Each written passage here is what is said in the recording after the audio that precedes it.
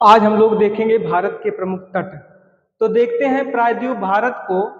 प्रायद्वीप भारत बेसिकली दो पार्टों में बांटा गया है, जिसको पूर्वी तट और पश्चिमी तट के नाम से जानते हैं। यहाँ पर ये देखेंगे कि जो हमारा पूर्वी तट है उसका जो विभाजन है वो नदियों के आधार पर किया गया है, लेकिन जो हमारा पश्चिमी तट है इसका विभाजन किया गया है लेकिन राज्यों के आधार पर। तो देखते हैं, गुजरात से बंबई तक के तट को कहते हैं काठियावाड़ तट, और महाराष्ट्र से कर्नाटक तक या फिर गोवा ही कह लीजिए, इसके सामने वाले तट को कहते हैं कोंकण तट। कर्नाटक के ठीक सामने वाले तट को कहते हैं कन्नड़ तट या फिर किनारी तट के नाम से भी जानते हैं। केरल के ठीक सामने है मालाबार तट। मालाबार युद्धाभ्यास भी होता है जो केरल के ठीक सामने किया जाता है।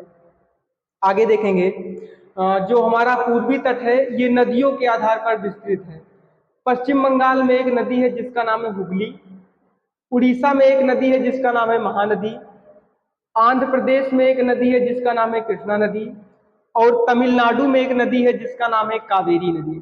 तो देखते हैं, कावेरी या फिर गोदावरी जो ऑप्शन में हो, कावेरी और गोदावरी से लेकर कृष्णा नदी के बीच के क्षेत्र को कहते हैं कोरोमंडल तट। महानदी से कृष्णा नदी तक के जो बीच में क्षेत्र है इसको कहा जाता है उत्तरी सरकार तट। महानदी और हुगली नदी के बीच का जो तट है इसको हम लोग उत्कल तट के नाम से भी जानते हैं।